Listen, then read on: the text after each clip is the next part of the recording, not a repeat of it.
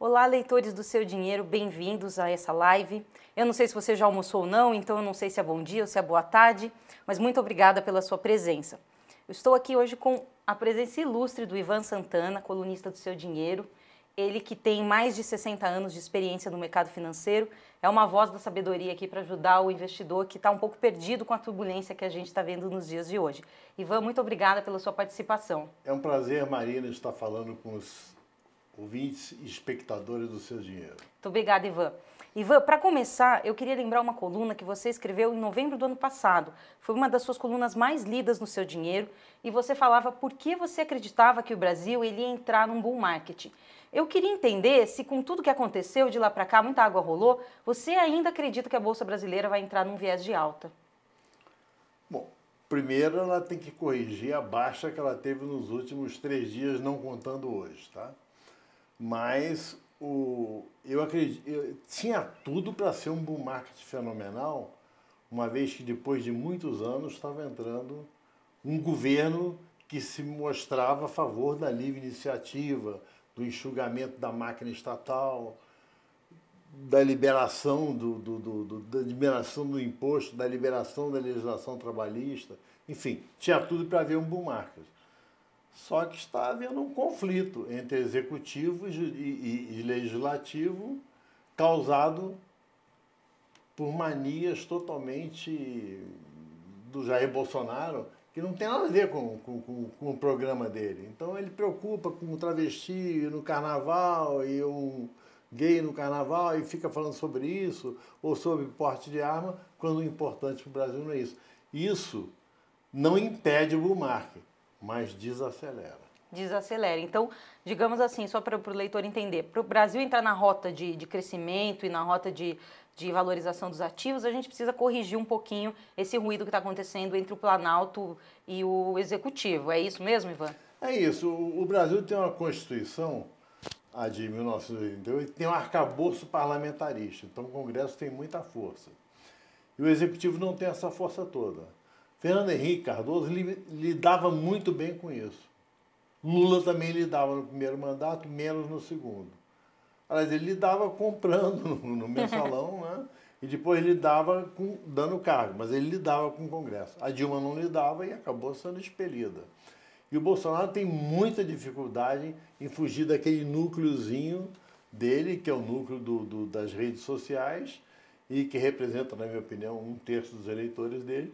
Então ele vai ter que mudar. O Bolsonaro vai ter que mudar, ou então vai dar tudo errado.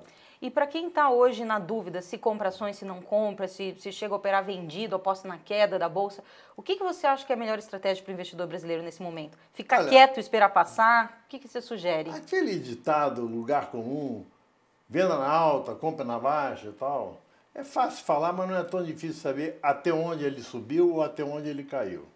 Eu acho o seguinte, o que é importante é que você não vê milhares de pessoas na rua com bandeiras vermelhas protestando contra a reforma da Previdência. Você não vê ninguém reclamando. Imagina falar em privatização de pré-sal da Petrobras, de venda da Eletrobras, essas coisas. Ninguém está reclamando com isso.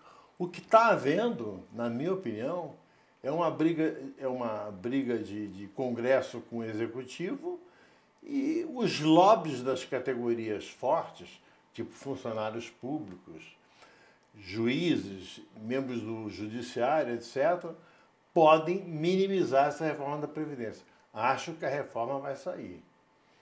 Acho que ela vai ter que sair porque não tem como não sair. A questão é quando e como, né? A questão é quando e como. É quando, como. Eu diria até que o quando não é tão importante, que se não sai agora em maio, sai em setembro, sai em outubro, mas tem que sair. Senão a Previdência vai quebrar lá adiante. Então, voltando ao início da sua pergunta, se vale a pena comprar ou não, vale a pena comprar sim. Tem que comprar ações, mas não naquele negócio. Eu vou comprar, vai subir amanhã, depois da manhã. Isso é a característica principal do bull market. Ah, vai subir, vai subir, vai subir. Ele sempre acaba um dia. Ou então ele interrompe, ou ele dá uma correção forte, ou fortíssima, como foi dessa vez. E ficar atento, se você está investindo a curto prazo, ficar atento ao relacionamento entre o Planalto e o Congresso, se você está comprando para a aposentadoria, para a universidade dos seus filhos, para ter um futuro mais tranquilo, parabéns, você está comprando na hora certa, escolhendo as ações certas. Algumas empresas se beneficiam muito com a alta do dólar, por exemplo, as exportadoras. Sim. Então, é assim que se ganha dinheiro no mercado. É como diz o Warren Buffett, que é o maior investidor do mundo.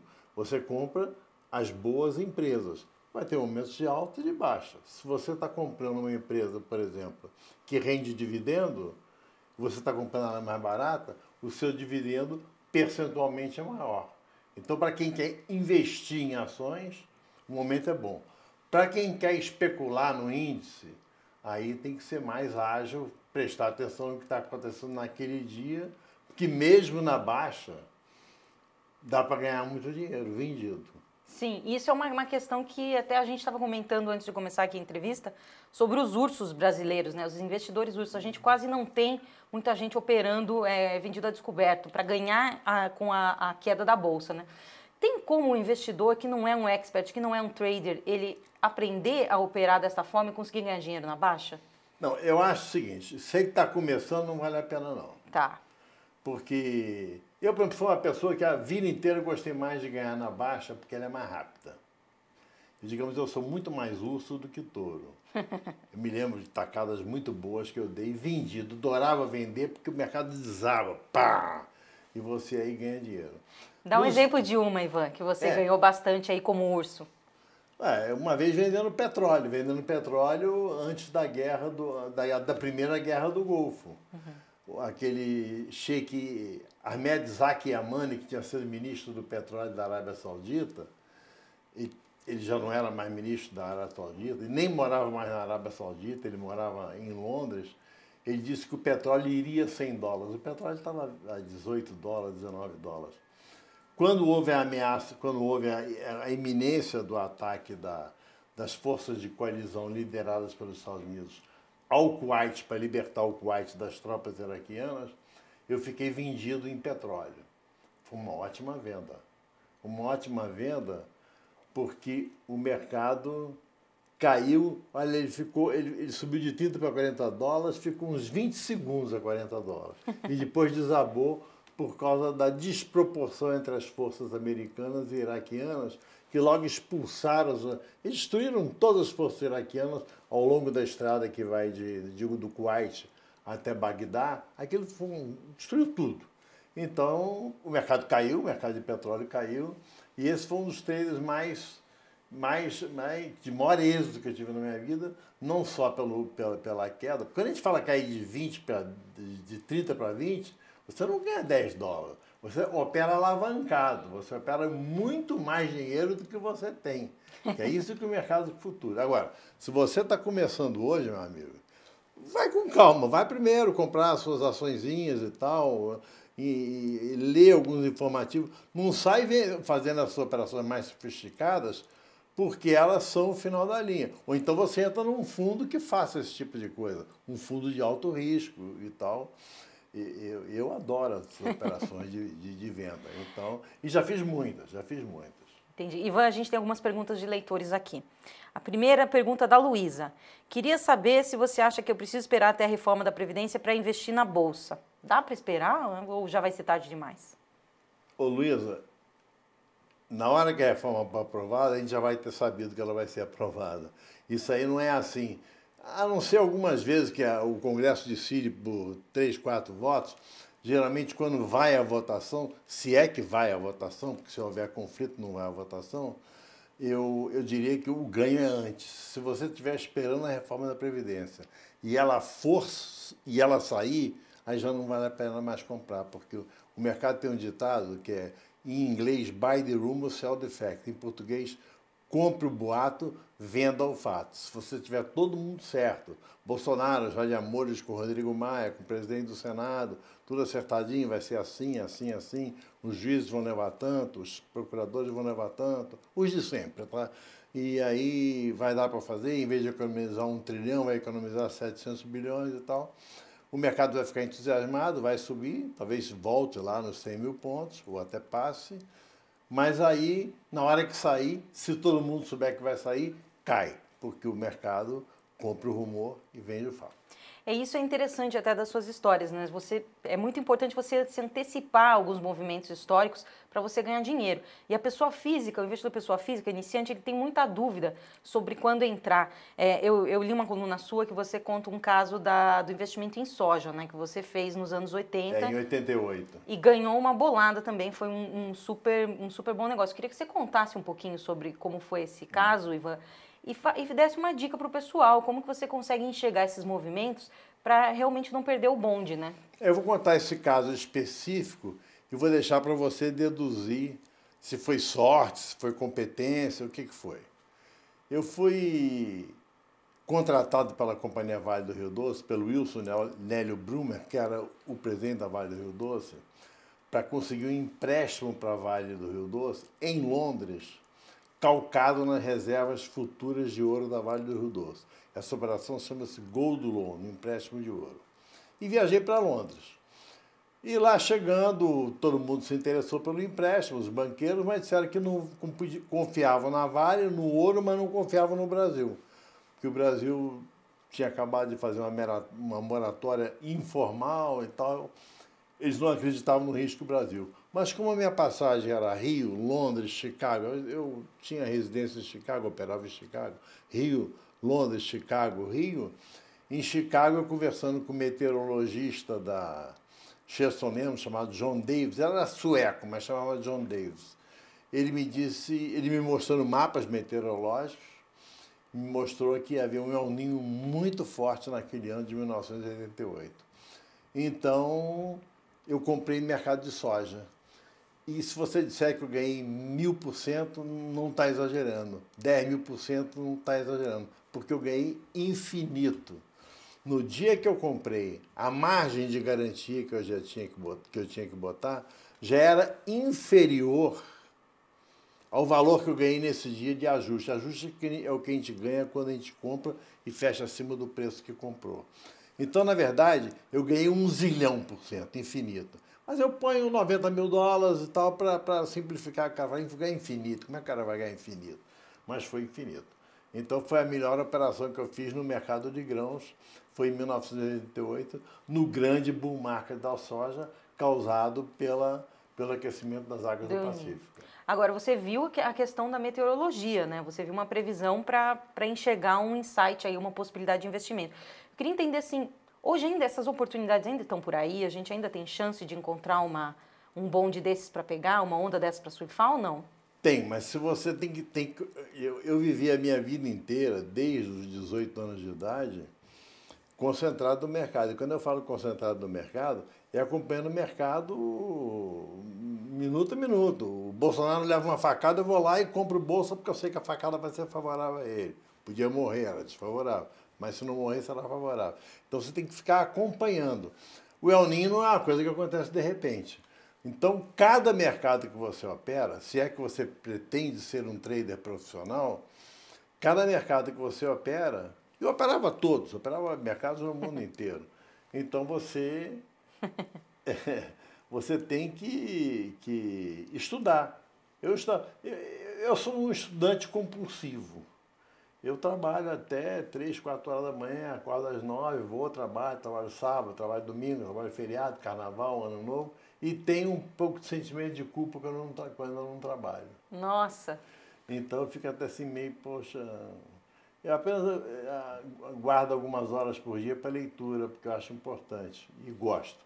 Mas eu trabalho muito e acompanho muito, acompanho tudo. De repente a grande oportunidade está ali. Está ali naquele momento. Se você não está acompanhando, você não vai achar, né? Você tem que estar ligado vai que ela passa na sua frente, né? Se você acompanhar o mercado, se você prestar atenção, você vai ganhar dinheiro na coisa mais inesperada do mundo, entendeu? Entendi. Tem mais gente aqui querendo ganhar dinheiro, vou ler as perguntas dos leitores. O Rafael está perguntando, é um momento para fugir para os ativos mais seguros como dólar e ouro? Olha...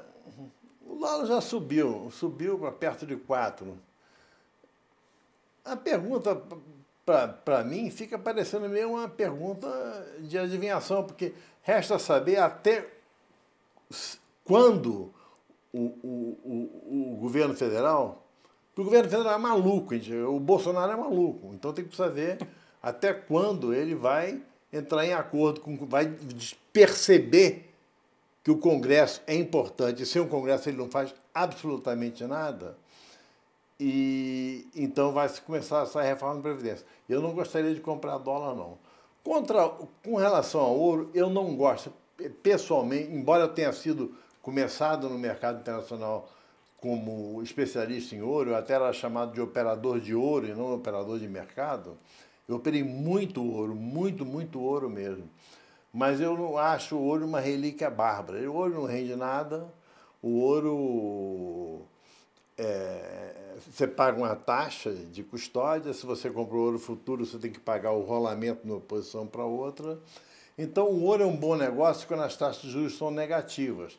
Elas ainda estão negativas em alguns países, como o Japão, por exemplo. Mas nos Estados Unidos elas estão começando a ficar positivas, entendeu?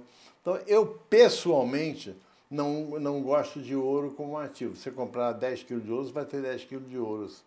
E ouro já deu grandes decepções. Em 1980, por exemplo, ele foi a $800, quando houve a grande alta da prata, e depois caiu até $250. O ouro tem surpresas negativas também. E ele não tem bonificação.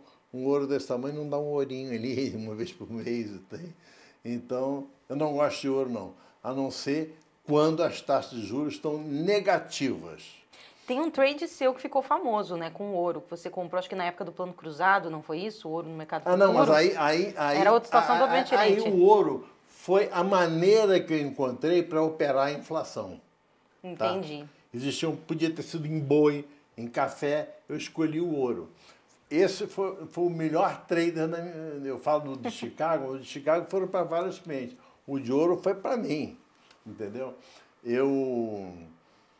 Foi o seu pé de meia, né? Não foi do cliente. Foi o seu pé de meia. Foi muito pé de meia. Foi muito bom.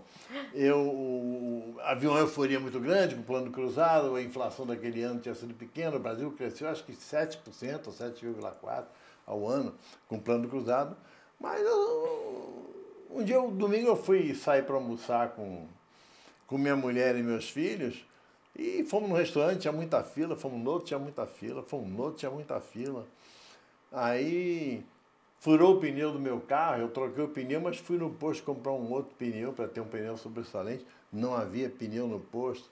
Falei, vamos no supermercado comprar uma coisa para a gente comer em casa. Não tinha nada no supermercado. Eu só tinha farinha de trigo, uma coisa, outra e tal. Então foi uma dificuldade. No dia seguinte, a manchete dos jornais era que o Sarney tinha acabado de vencer as eleições. Naquela época era descasada a eleição presidencial das eleições legislativas. Então, o Sarney tinha obtido 80% das cadeiras no Congresso e 22 dos 23 governadores. Era a época de mudar tudo, de fazer um ajuste que agora faria, um ajuste começo que a gente quer fazer agora, devia ter feito naquela época. Pois bem, não fez. E as manchetes do dia seguinte, para bom entendedor, eram assustadoras, que ia reajustar a energia elétrica, que ia ajustar o gás, que ia ajustar o preço da água, as faturas públicas, transportes, e principalmente que ia ser detonado o gatilho salarial de 15%, que estava embutido lá no início do Plano Cruzado. Aí eu falei, o Plano Cruzado faliu. E para minha sorte, o ouro futurão, quando eu falo futurão, é porque nós estávamos em novembro, era o ouro para novembro do ano seguinte. Na verdade, dezembro do ano seguinte. Estava em limite de baixa por causa das taxas de juros, que eram quase zero naquela época do Plano Cruzado. Então eu comprei ouro futuro. Comprei todo o ouro futuro disponível na Bolsa de Mercadoria de São Paulo, que a gente chamava Bolsinha, não era BMF, era antes anterior a BMF, Bolsinha. Olha, eu comprei com tanta convicção que naquela época não tinha celular, não. Eu comprei, fui almoçar e quando voltei já estava em limite de alta o ouro. Que beleza, Peguei hein? dinheiro em novembro, dezembro, Natal, Réveillon, férias, Carnaval. Fui vender meu ouro lá para março. Aí deu para comprar uma distribuidora E ganhei muito dinheiro. Essa foi aquela época que vocês rasgavam dinheiro, né? Que vocês faziam, eu esqueci o nome do esporte lá, que era com o carro, Não, o futebol de carro. O autobol foi antes. O Foi autobol antes? foi nos anos 70, depois o governo proibiu. Foi de 70 até 74, quando houve a guerra do Yom Kippur, o petróleo subiu e proibiram os esportes automobilísticos. Que farra, hein, Ivan? Essa foi... Eu gostava dessas coisas. Eu sou paraquedista, piloto, eu gosto dessas coisas, sempre gostei. Então,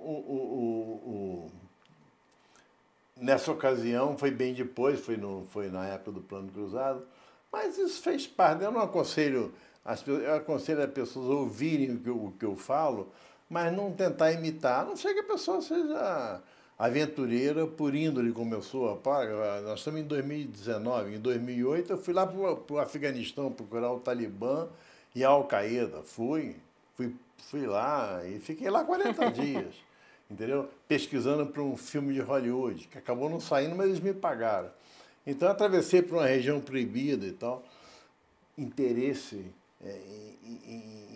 em conhecer, em conversar com as pessoas. Ou seja, sua temperatura, sua tolerância ao risco é acima da média, né, Ivan? A gente tem que reconhecer isso. É pior do que isso, porque em certos momentos eu torço para o risco. Por exemplo, quando eu escrevi o livro Carga Pesada, Carga Perigosa, que acabou me levando para trabalhar na Globo fazendo carga pesada. Eu viajei pelas estradas mais perigosas do noroeste do Brasil e ficava torcendo para ver um assalto. Porque no meu livro tinha que ter assalto, eu queria ver um assalto. Assalto comigo mesmo, se eu não é vítima. Torcendo para ser assaltado, tá louco, hein, Ivan? Então não é mais. Mas isso aí não é um conselho de vida para ninguém. Sabe qual é o arrependimento que eu tenho na vida? Que eu devia ter feito lá com 18 anos? É não ter sido correspondente de guerra. É a profissão que eu mais admiro, que eu tenho mais vontade de ter sido. Eu leio o maior correspondente de guerra de todos os tempos, chama-se Robert Fiske. Ele é autor de um livro chamado A Grande Guerra pela Civilização, A Conquista do Oriente Médio. Para mim é o melhor livro que eu já li e mudou a minha cabeça. E o Fiske é uma lenda, já ganhou vários prêmios literários e tal. Ele mora em Beirute e continua escrevendo, mas ele está ficando velho, acho que ele não está mais indo para a guerra. Eu gostaria de ser uma pessoa assim. Mais do que no mercado. Tem mais emoções que no mercado financeiro. Ah, mas o mercado financeiro tem muita emoção também, hein, Ivan? Tem, mas eu podia ser até as duas coisas, né? Quem eu sabe? Fazer minha fezinha, tá? Mas eu nunca fui. Eu fui ser uma espécie de correspondente de guerra bem mais tarde, quando eu viajei, quando eu fui pesquisar tráfico de droga no Rio para escrever Rapina, quando eu fui pesquisar assalto de caminhão para escrever Carga Perigosa. Quando eu fui lá para o Paquistão e para o Afeganistão, quanto mais perigosa era a região, mais eu tinha interesse em ir, entendeu? Então... Ivan, eu tenho perguntas de leitores aqui para vocês. Vamos lá. O Guido pergunta. Guido. Ivan, você realmente acredita que um bull market se aproxima? Se sim, por que a bolsa está recuando de novo? Repetir a pergunta? Você realmente acredita que um bull market se aproxima? Se sim, por que a bolsa está recuando de novo? Já se aproximou, já recuou, né? Agora, ele foi lá em 100 mil, bateu 100 mil umas 4 ou 5 vezes, chegou perto, depois furou umas 2, 3 vezes e não... O 100 mil, na verdade, é uma mística, não tem nada a ver com 100 mil, porque o 100 mil é formado por várias ações que não estão em número redondo e, por coincidência, bateram em 100 mil. Mas se essas ações tivessem subido, uma custa 23, outra custa 18, outra custa 130, elas juntas é que formaram esses 100 mil. Só o mercado de índice futuro é que bateu nos 100 mil e caiu. Eu acho que o bull market já se aproximou, já voltou. E para ele voltar com consistência, que eu acho que ele vai voltar, vai. Porque eu acho que o Brasil não tem mais uma oposição forte à privatização, à contenção dos gastos públicos e à liberdade de empreendimento. Se houvesse um pouquinho mais de discernimento do Jair Bolsonaro, em vez de ficar preocupado com bobagem, carnaval, porte de arma, se preocupasse mais com com thatcherismo, com Reaganomics, com criar o Brasil. É só deixar os empreendedores empreenderem que eles vão empreender, entendeu? Então eu acho o seguinte, vai haver um bull market mais rápido ou mais devagar, de acordo com o comportamento do Bolsonaro, se é que o Bolsonaro vai continuar, né? Porque fazendo besteira uma atrás da outra, eu já vi outras vezes presidente ser empichado, como foi o caso do Collor, da Dilma, ou desistir, ou os militares que estão lá com ele, são 8, falar, chega, você é capitão, nós somos generais, e chega, pronto, para. Até aí já é um cenário, a fazer isso. Um cenário aí, digamos, no extremo. Agora, tem mais uma pergunta aqui da Iana. Você acredita que o Bolsonaro pode trazer mais altas ou baixas para o mercado? Baixas. As ideias dele trazem mais altas, o comportamento dele traz mais baixa. Entendi.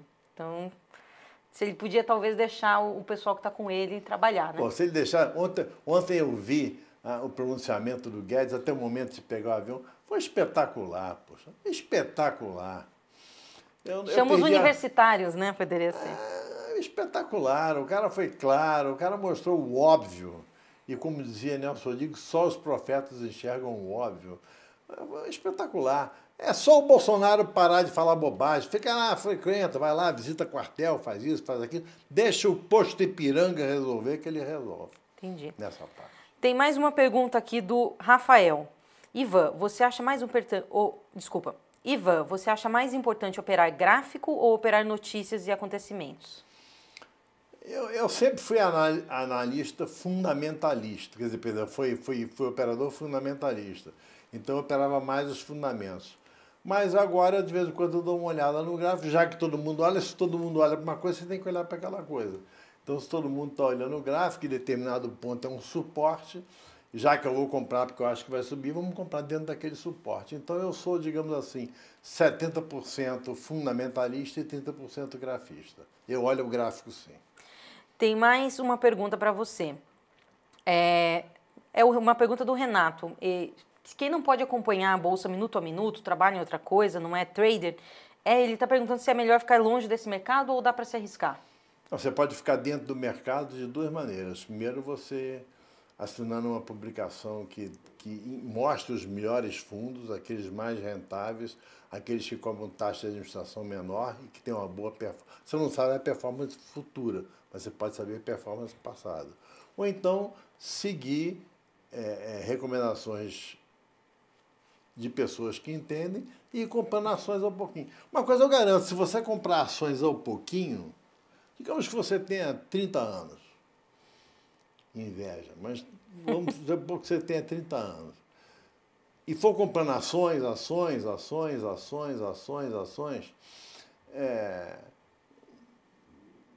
um terço delas vai quebrar.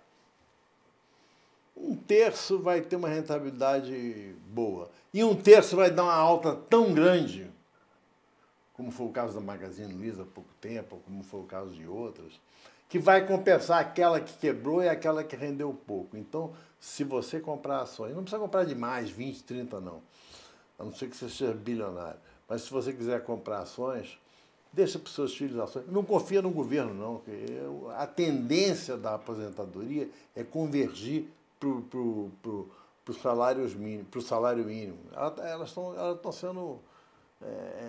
elas vêm caindo, já que não pode reajustar a idade, reajusta a aposentadoria para baixo. Entendi. Ivan, agora uma pergunta minha. Eu sei que você operou muito tempo em mercados internacionais. A gente está vendo aí uma mudança de postura em relação ao Fed. Parece que ele vai ter um pouquinho mais de paciência em relação ao aumento da taxa de juros nos Estados Unidos. Tem gente que acha que os Estados Unidos podem entrar numa recessão. Queria entender a sua opinião sobre mercados americanos, o que você vê assim, nesse cenário e como que pode respingar aqui no Brasil. Os americanos eles dão muita importância à parte técnica, eles dão muita importância ao que eles chamam de yield curve. Quando as taxas de juros de curto prazo estão maiores que as taxas de juros de longo prazo, o que está acontecendo agora, sempre é sinal de recessão, sempre acontece recessão. Então, eu acho que pode haver uma recessão. O presidente Donald Trump, que na minha opinião é um tremendo irresponsável, ele diminuiu o imposto das empresas de 30% para 15%, o governo está tendo um déficit monstruoso, então pode ser que tenha que haja uma recessão nos Estados Unidos, que aquele boom que teve logo depois da posse do Trump. Se houver uma recessão, então eu não acredito em depressão, em coisa maior, não. Mesmo porque a gente vai ter eleições no final do ano que vem. Se tiver uma recessão, o Trump cai, com certeza cai. E se as coisas estiverem bem, ele deve continuar. É assim que geralmente funciona nos Estados Unidos. Mas eu acredito que se tiver recessão não vai ser nenhuma depressão profunda, porque os Estados Unidos estão num ponto muito alto, entendeu? E não tem aquele entusiasmo que tinha em 1929, onde se comprava qualquer porcaria por qualquer preço, e é por isso que houve aquele crash monstruoso. Não vejo a possibilidade nenhuma de haver um novo 1929. Acho que vai haver um desaquecimento global, que vai durar 1, 2 anos, depois a economia voltar a crescer. Seria uma acomodação, está havendo muita complicação política. A Inglaterra está com esse negócio do Brexit, vai ter um novo referendo, um plebiscito, não vai. Vários governos de direita estão surgindo na Europa, como da Polônia, da Hungria, entendeu? O mundo está meio complicado e a complicação mudou de lado. Antigamente a complicação era ali no Oriente Médio, tudo. O Oriente Médio está meio quieto e você está vendo uma mutação. E o mundo, sempre que acontece mutação, eu já vi várias mutações, e lendo o livro você vê mutações desde o século XI, século XII, entendeu? Então eu acho que pode haver uma acomodação, mas não vejo nenhum perigo de desastre, não. Vejo perigo de desastre para o Brasil, se o Brasil não fizer modificações profundas na máquina do governo, no enxugamento do governo, não fizer reforma previdenciária e não fizer reforma trabalhista. E aí eu concordo com o Jair Bolsonaro. Não adianta nada você pagar 100 a uma pessoa e ao mesmo tempo recolher 100 de encargos dessa pessoa e essa pessoa ir para o trabalho informal onde ela não ganha nada. Entendeu? É melhor diminuir os encargos, mesmo que acabe com o 13º, e olha que eu estou dizendo um absurdo aqui, ainda bem que na televisão não dá para apanhar, mesmo que acabe com certas coisas que são jabuticabas brasileiras, a jabuticaba brasileira é redundância, mas o Brasil precisa criar uma economia mais competitiva para os empresários. Aí o que acontece? Você cria uma economia mais competitiva, o número de investimento aumenta, o número de empregos aumenta, o próprio conflito entre os empresários, como aconteceu lá no início dos anos 70, faz com que as empresas paguem mais, e aí que você inicia um ciclo de prosperidade sustentável. Agora, precisa evitar que os funcionários públicos usem qualquer momento de melhora, de folga, para aproveitar isso para criar benefício. Isso tem que acabar no Brasil. Ivan, agora só para a gente encerrar aqui, tem uma história sua que eu acho muito legal, que é o fundo calça, né? O calça de veludo. É o calça de veludo. Que, para quem não acompanha, eu vou explicar aqui nas minhas palavras, depois você conta, mas seria um investimento de altíssimo risco, né? Daqueles que ou você ganha muito ou você perde muito dinheiro. E você conta que em alguns momentos esse fundo trouxe alegrias e também trouxe tristezas para você. Isso me faz lembrar um pouco o que a gente vê hoje nas criptomoedas, né? Tem gente que acha que seria um investimento nessa onda. Queria que você contasse um pouquinho o que era o calça para o leitor que não conhece e saber se tem alguma coisa que teria esse efeito hoje no Brasil, se você concorda com essa visão das criptos. Olha, eu primeiro vou contar a história do calça. O nome do fundo era... Eu trabalhava numa empresa chamada FNJ. Então o nome do fundo era Fundo FNJ de Alto Risco. Eu comprava opções de exercício improvável. Portanto, o que a gente chama out of the money, ou até deep out of the money, de muito pouca possibilidade de exercício. É como se uma ação tivesse a R$20 e eu comprasse uma opção dela a 25, ela custou uma mixaria. Então eu comprava essas opções e o fundo já chamava alto risco no nome para passar para a pessoa ter certeza de que poderia perder tudo. Mas era só ali entre nós, da própria empresa FNJ, que compravam. Mas outros colegas de outras empresas vieram comprar também. E aí o fundo criou o apelido de calça de veludo ou bunda de fora, que acabou virando calça de veludo e depois simplesmente calça. Ivan, bota aí, eu nem lembro qual era a moeda da época, se era cruzado, cruzeiro novo, novo cruzeiro, cruz credo, não se lembra o nome da moeda. Mas bota aí 100 cruzados, 100 cruzados novos, bota aí 1000 e tal. E o fundo sempre pediu o dinheiro dele, todas as pessoas pediram, ninguém ligava, era todo mundo profissional. Até que um dia eu comprei uma opção que era impossível dar exercício, mas saiu uma maxi desvalorização naquele dia e a opção deu um salto assim, tipo de 1 centavo para 3 reais. Reais não, 3 cruzados novos. Aí o calça deu aquela esticada brutal e quem tinha aplicado, vamos trazer para valores de hoje para ficar mais fácil explicar, o cara que tinha aplicado 100 reais ganhou 17, 18 mil reais. Aí outro, começou a fluir muita gente para o fundo. Pô, fundo do Ivan e tal, negócio espetacular, as pessoas enriqueceram e tal, e começou a entrar dinheiro. E outras empresas, outras distribuidoras, corretoras, resolveram fazer também os seus calças. E aí o Banco Central proibiu. Eu fiquei revoltado, mas depois eu entendi que o Banco Central tinha razão.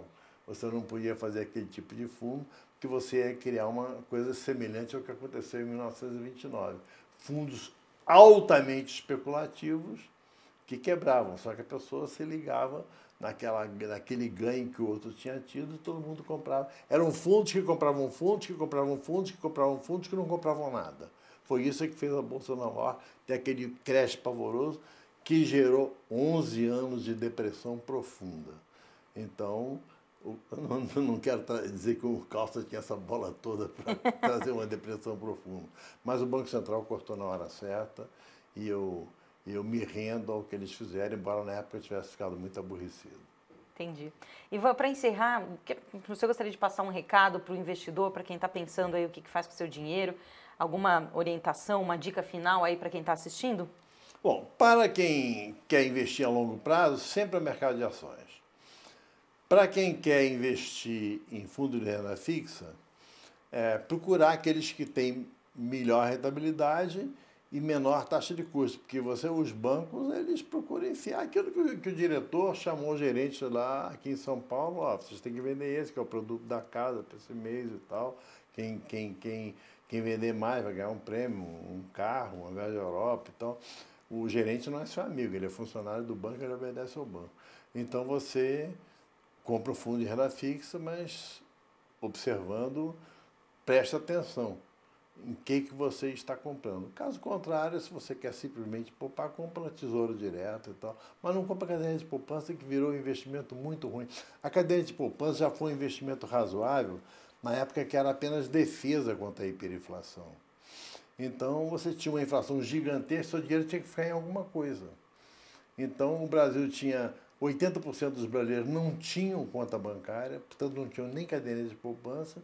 Aí a Caixa Econômica abriu a caderneta, as pessoas corriam para a Caixa e foi bom investimento, foi bom porque era melhor do que perder tudo em função da inflação. A gente chegou a ter inflação de 30%, 40%, 50% ao mês. Agora não, virou um investimento horrível, não põe na poupança. E a maioria das pessoas ainda põe na poupança. Até o título poupança significa investimento. Ah, eu pus na poupança. Poxa, vai lá, põe num fundo, observa o fundo, verifica qual é a taxa que ele cobra. Não fica com vergonha do seu gerente, eu não quero ficar nisso porque é caro, que é isso, que é aquilo, eu quero botar em outro e tal. Faz como as pessoas que estudam o mercado fazem. Tá ótimo. Muito obrigada, Ivan, pelos seus sábios conselhos e esclarecimentos. Queria deixar um convite para quem está nos assistindo agora para continuar acompanhando o seu dinheiro, acompanhar a coluna do Ivan no site. E se você tiver alguma dúvida, algum comentário, alguma questão para passar até para o próprio Ivan, você pode, por favor, colocar o seu comentário aqui no final da matéria que a gente vai procurar responder. Muito obrigada e uma boa tarde para você. Foi um enorme prazer falar com os ouvintes e assistentes do Seu Dinheiro. Obrigada.